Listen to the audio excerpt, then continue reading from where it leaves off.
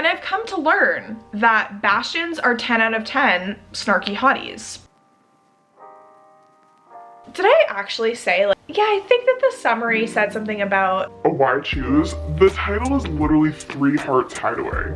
It's also like the slowest burn that I've read in quite a while, so it really makes me want to continue with the series. Hello besties, welcome back to my channel. My name is Tori. If you're new, I'm so excited that you're here because we're starting another weekly reading vlog. I have been so excited to vlog lately. We were traveling last week. Like, I feel like so many things have been going on since Bookmas ended that I haven't been in my normal reading vlogging schedule, and so when I sit down to film a vlog, I get so excited to catch up and chat with y'all and read some amazing books. So let's talk about what we're going to be reading this week. Both books are going to be on my Kindle. Also, we need to redo my Kindle stickers this week because she's giving Christmas. She's giving absolutely adorable, but I need to be out of the Christmas vibes. So I think we're going to decorate her for Valentine's Day because I love Valentine's Day. I just want her to be pink and cute and adorable. So that is on the agenda for this week. But the books that I'm going to be reading, so far I have 2. The first one is A Kiss of Iron by Claire Sager. This is our book club pick for the Who Did This To You book club, which is the book club that I run on the app called Fable. It's always linked down below if you would like to join us. This is a fantasy romance. It's on Kindle Unlimited, and it's such a vibe. If you like fae romantasy, but set in a regency setting, like a really interesting regency setting, I think you'll really like this one. Kind of sort of on my radar, but then we voted for it all together for the Who Did This To You book club for January. I was like, okay, I need to like figure out what this is about and what's happening here. It is so like schemy, and our main character turns into this like spy, and she has all these secrets that can't come out, but she's in like a very cutthroat, gossipy, cliquey. All of the women's reputations are at stake. If something really like juicy, some juicy tea gets spilled, it's like they're at risk of like not being able to get married, which is in this book a death sentence apparently. So to give more of a coherent synopsis, because I don't even know what I just said, in the cutthroat game of court life, masters manipulate pawns and you never know which one you are. One thing is for certain, there's no space on the board for love.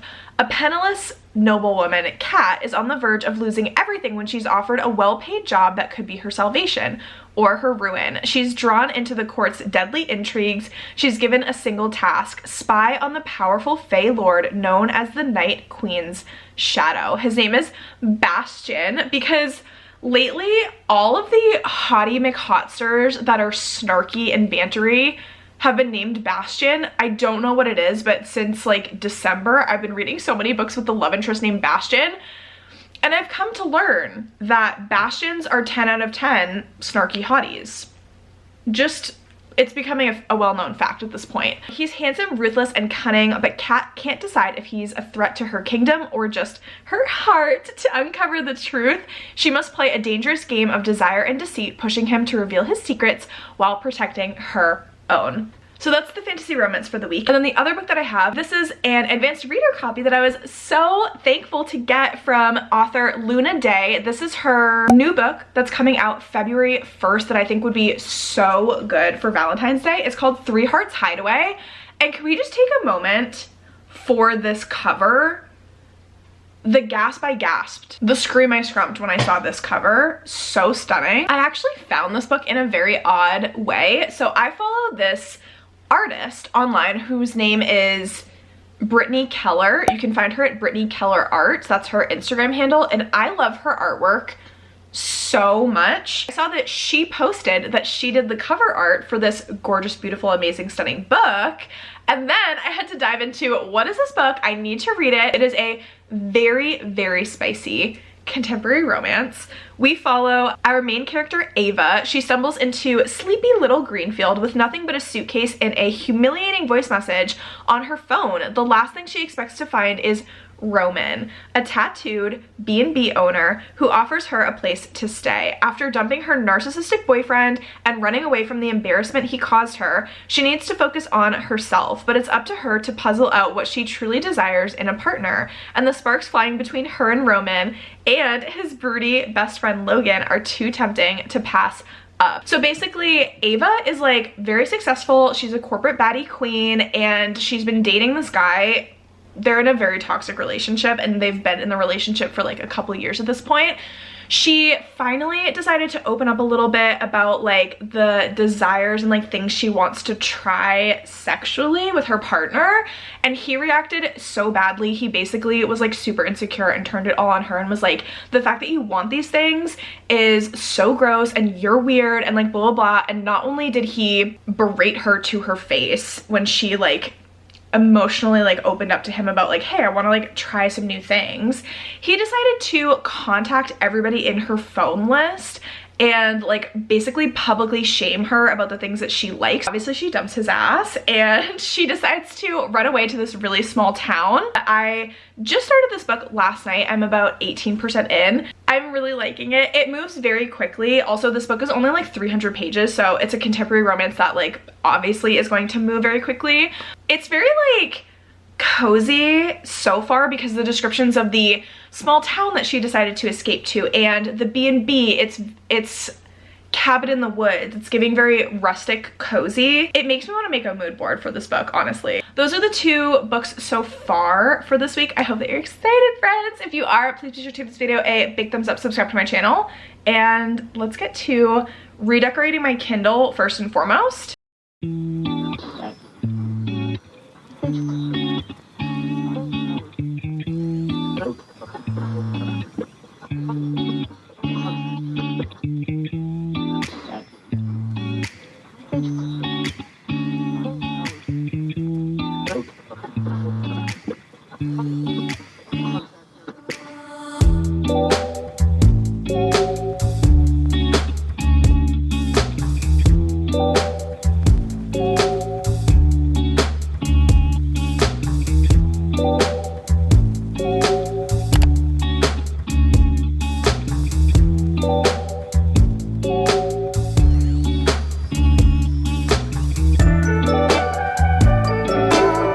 Quick update because I just made it to 45%. I didn't realize I read that much in 3 Hearts Hideaway.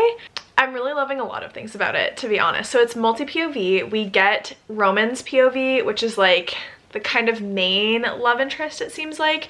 We get Ava's POV, and then we also get Roman's best friend slash business partner slash roommate's POV, where Roman is like the absolute sweetheart who just takes care of you, and he's the tall, dark, and handsome.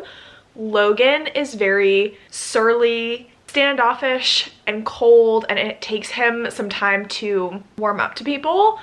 But him and Roman have been besties for like 18 years. And it's turning into a why choose, which I thought it was. I think in the summary it said something about that. So it is turning into a why choose. Got spicy around like the 20 to 30% mark, and the spice is really, really good. I love the way that it's written.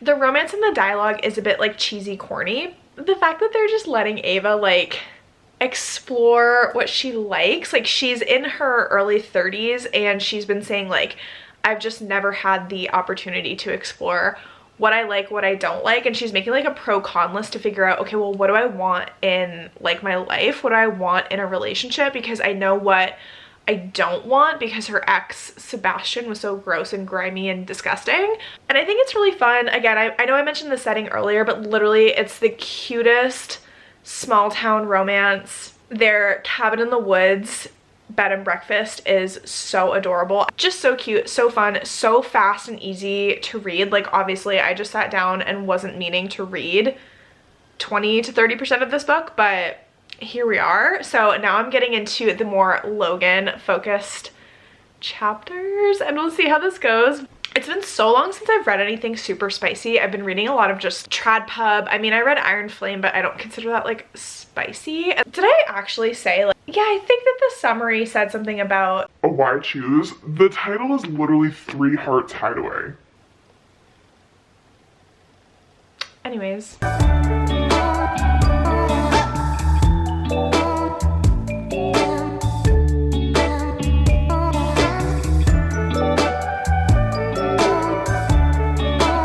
Hello besties. It is the next day. I have some reading updates. I am about to go into an eye appointment because I think I've been getting headaches from my contacts lately, and that is not fun. So I have to do this. But anyways, finished Three Hearts Hideaway last night. I ended up giving it 3.5 stars. It was like the coziest way to explore all of these different preferences, I guess we'll call them. At the end of the day, that book was about a woman who was in a cycle of a toxic relationship. She learned how to, first of all, identify that she was in a toxic relationship, and then she had these two men that just wanted to absolutely please her and do anything that she asked for, and it was adorable. My only wish, like if it were to be a higher star rating, I wanted it to be more atmospheric, like more descriptive, because the setting was stunning. The small town was so cute, but we didn't get a lot of it. And to be fair, this book was only a little over 300 pages, so it's not like our author had a lot of time to continue to expand on certain things. I feel like it was a good balance between spice and then plot slash relationship development, especially with three people that are like in love with each other, you know what I mean? It was definitely insta-lovey, but again, if you're going into a romance that's 315 pages, it's not gonna be a slow burn. The spice was absolutely spicing, so I did really like it. 3.5 stars, cover art's amazing. And then for today, my plan is to focus on A Kiss of Iron, which I'm so excited to dive back into, because when I left off, I forget if I mentioned, I'm 30% into that book. Really, really enjoying it. It's getting juicier and juicier, and the part that I left off, we really just started to heat up in terms of the tension, so I can't wait to read more of that.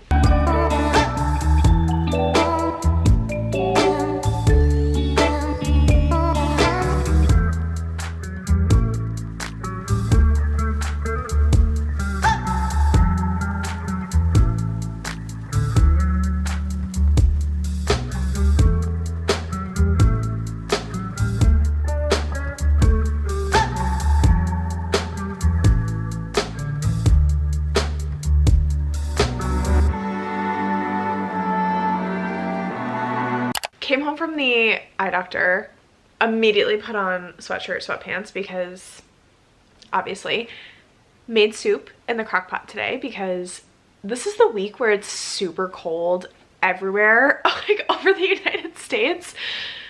I can't really complain. It's about like 50 degrees here. I know some places it's below 0, so I hate that. It felt like a soup day, and it was a very cozy day. I did end up reading only 10% more of A Kiss of Iron, but I'm now at the 40% mark, and I realized I haven't really given an update about my thoughts on this book. So the beginning was definitely slow and very meandering. It felt like our author, I don't know, like didn't have a super clear plan on how to get our main character, Kat, from her like home to the queen's court. It felt a little bit like messy. However, these chapters are so short, and once she got to the court, so maybe like 15 to 20% into the book, things start to get juicy, and they start to get juicy very fast, and that's where the plot really starts to come together a lot more. Ever since we've gotten to the court and our main character has kind of accepted this position to like spy on this fae diplomat, there's these fae that have come to the court who are trying to, it's kind of their like social season, and they're trying to formally court the queen because they're trying to make an alliance between this human queen and the fae, Dawn Fae and the Dusk Fae or the Night Fae diplomats. His name is Bastion. He's a vibe. We've gotten some spicy scenes, but the tension between them is tensioning so well. I think that the dialogue is okay. The writing is very just easy to read. Like it's so quick to read, even though this book is like 600 pages. It feels like I'm flying through it. Like it doesn't feel like I've read 40% of a 600-page book, which is fabulous. We love it. So I'm excited to get back into it. I've really been enjoying. I love Regency era fantasy romances in particular. I don't think I've ever read a Regency era contemporary romance, like a Bridgerton or anything like that. But y'all, these Regency romantasies, there's balls that we get to go to where everyone gets all dressed up and all of the drama happens. I love that there's always tea and gossip and cliques, and it gets like dramatic to the umpteenth percent. It is just so much fun to read about. So I'm going to read a little bit more. I think in my head earlier I set a goal for myself to read to the 60% mark because I would really like to finish this book tomorrow. I don't know how realistic that is. I'm gonna put on some sprints on the TV just to like feel like I'm reading with someone, you know what I mean?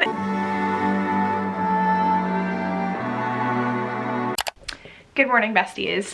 I have a little bit of a reading update. So I did end up getting to 60% in A Kiss of Iron. It's crazy because it doesn't feel like I'm 350 or so pages into this book. Like, this book is on the longer side, which I think I mentioned, but like reading it doesn't feel like that because everything moves so quickly and they're super short chapters, so it just moves so quickly. And I feel like a lot has happened in the plot. Like, there's just a lot going on. She's doing a good job keeping the suspense.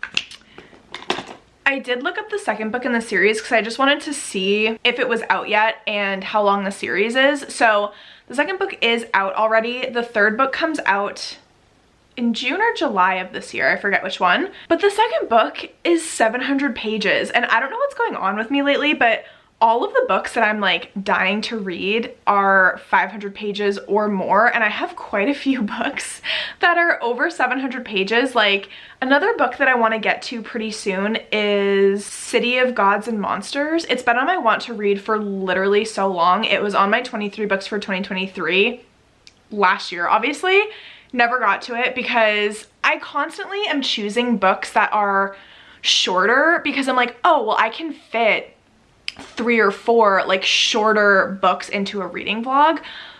But I'm trying to break myself out of that mentality because if I read 2 books that are 600 pages in a reading vlog, like, that's okay too. I need to just break myself out of this shorter books are better because like more books is better type mentality. I think my only other goal for the day is I want to go on the treadmill and walk for a mile because I have been so out of my routine lately because we were like traveling last week and so everything just feels all over the place still. We're not going to talk about how that is my suitcase from traveling last week. We're just not going to bring it up, okay? I'm going to finish getting ready and I will check in once I have finished A Kiss of Iron. Unless there's something juicy, then I will update beforehand.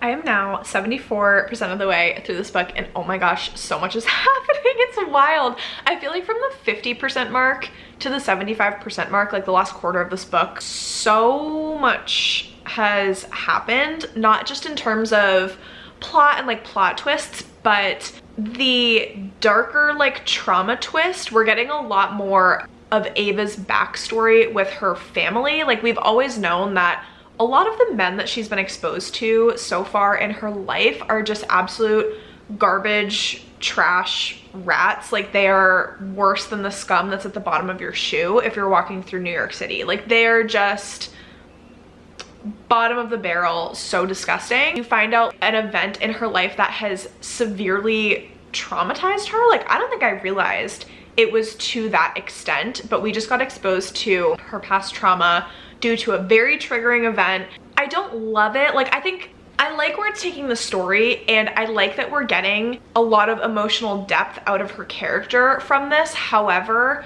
I would just throw out, and she does have a content warning for this at the beginning of the book, but I guess I didn't expect it to be so frequently discussed. In like the middle section of this book, there's a content warning for animal cruelty and it is so sad and so heartbreaking, and it's nothing like extremely graphic, but it is really sad and it's talked about so often because it's connected with this one deep down memory that has like severely impacted our main character. So we're working through some of that. I'm hoping that we come out of this on the other side towards the end of this book and we don't have to revisit this memory because like I don't want to hear about it anymore. It's so sad. Bastion is so sweet, and the way that he's like taking care of her. And also, oh my gosh, we got a cameo from characters in Claire Sager's other book series that I've been dying to read and I haven't read it yet, called Beneath Black Sails, I believe. It's her pirate fantasy romance book, and we had a cameo of those characters and how they're like interconnected with the story, and it was so cool. It was very brief. It made me want to read her other series so badly. In 2023, summer of 2023, it was my pirate romantasy awakening. Like, I love pirate romantasy so much that now I'm like, the next book that I'm picking up, I need to read Vows and Ruins because I've been dying to get to that book. I've been constantly thinking about how much I want to read it, but I had a brief moment after I read these other characters. I was like, do I want to pick up Beneath Black Sails? I will probably be picking it up very shortly, but I'm like, no, I need to read Vows and Ruins next. So anyways, lots of things happened, and I just wanted to give like a brief update of thoughts, feelings. I'm really liking it. I wasn't expecting the book to be as dark as it is, but I appreciate that she went there because I think it is really paying off in terms of the emotional connection to her characters. So I have, I think, a little over 2 hours left in this book. I'm trying to read this as rapidly as I can because this vlog has to go up tomorrow and I've already edited most of it, but I want to give you my final star rating and final thoughts for this book. So the next time you will see me, I will have finished this book and we're gonna be talking about final wrap-up thoughts.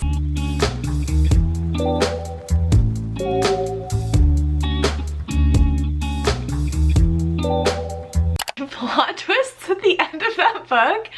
Oh my actual god, like I could not have predicted that in any way, shape, or form. That was very surprising. It's also like the slowest burn that I've read in quite a while, so it really makes me want to continue with the series. Oh my goodness. Okay, so I gave it 4 stars. I'm trying to collect myself. I really enjoyed like the overall plot. I enjoyed the length of it. I will reiterate that it did not feel like a 600-page book at all. So much happens. If you love a plot-driven story, I think it's fantastic. I also think it's really interesting because both our female and male main characters are both quite morally gray, and they both play sort of a villainous type role, and it comes out more and more and just continues to develop as you're reading through the story, which I just absolutely loved it. I'm so excited to read the next book. I think I'm going to pick it up pretty soon. I think it's called A Kiss of Poison or something along those lines. And even though this book had a fake dating trope, it didn't hit like your usual like true fake dating trope does. It had its own flair to it, which I really appreciated. It's funny, when I was first going into this book, a lot of the feedback I was hearing from people who had read it said that this book was giving historical romance, historical fantasy. It is, like I've mentioned multiple times, a Regency era type romantasy, but I guess usually when I read a Regency era, it's much more of like a cozy, lighthearted romance, whereas this was much more dark romance. I'd mentioned in my last update it did get very dark and emotional with a lot of trauma that was coming to the surface and being explored. Did it have tropes and did it follow like certain things? Yes, but it didn't feel overdone and it didn't feel trite. It really brought its own je ne sais quoi to it, if you will. So both of these books I had so much fun reading this week, and I'm about to go into the weekend and do a weekend reading vlog that I'm so excited to film. But I hope that you enjoyed this video, friends. If you did, please be sure to give it a big thumbs up, subscribe to my channel. I will catch you in the comments, and I will see you in my next video very soon. Jama wanted to say goodbye as well.